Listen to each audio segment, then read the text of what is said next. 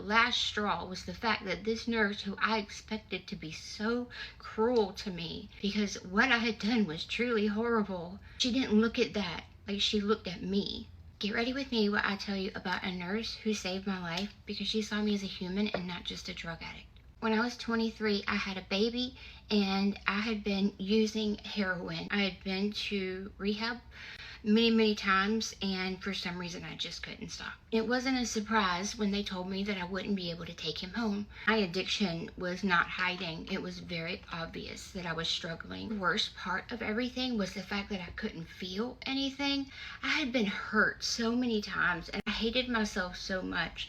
Like, I was a prostitute and I couldn't live a life like that and have a conscience and like care about people. Like, I couldn't. I had to turn everything off, and I became this very cold hearted, kind of icy person.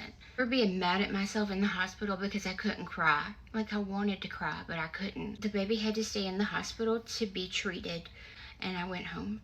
And it was about 4 days later, I was in the ER with my boyfriend at the time, and he had something going on with him. I had like this thought, like, oh, I'm gonna go look at the baby. I'm gonna go check on him. And so I told my boyfriend what I was doing. He was like, whatever.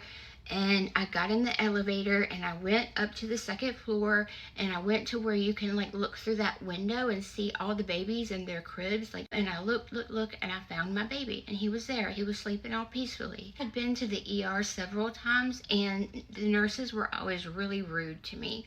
And I'm sure it was because they thought I was drug seeking. I didn't have high hopes that nurses were going to be very compassionate to me, and so I always say I have no idea why I did this, why I suddenly had the courage to do what I did. But I went to the nurses station and knocked on their door, and this little nurse came out. She was so short, she was super southern, and she comes out and she's like, how can I help you? And I said, do you remember me?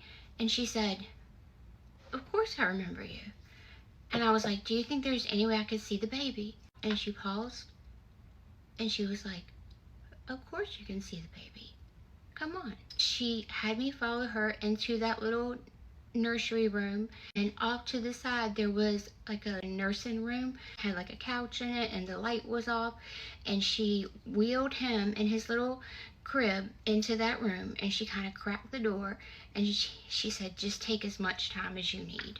I looked down at the baby, like not knowing what I'm supposed to do in this moment, and not even knowing like what possessed me to even ask to spend some time with him. This nurse's kindness, it was the combination of everything, but like the last straw was the fact that this nurse, who I expected to be so cruel to me because what I had done was truly horrible, she didn't look at that. Like, she looked at me. It was like, that's what broke me.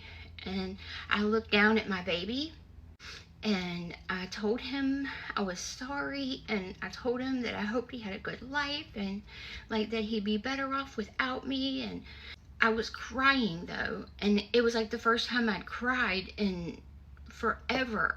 It was shortly thereafter that I ended up being locked up and reaching out to Jesus and stopping all substance use. And now I work in an addiction treatment center, and I have ladies who come in all the time, and they are struggling with the same thing, and they're so full of shame and guilt, and they're waiting for the stigma. They're waiting for people to just attack them, and I always get to say, I get it. Like, it's okay. Like, we're gonna get through this. I'm gonna help you no matter what.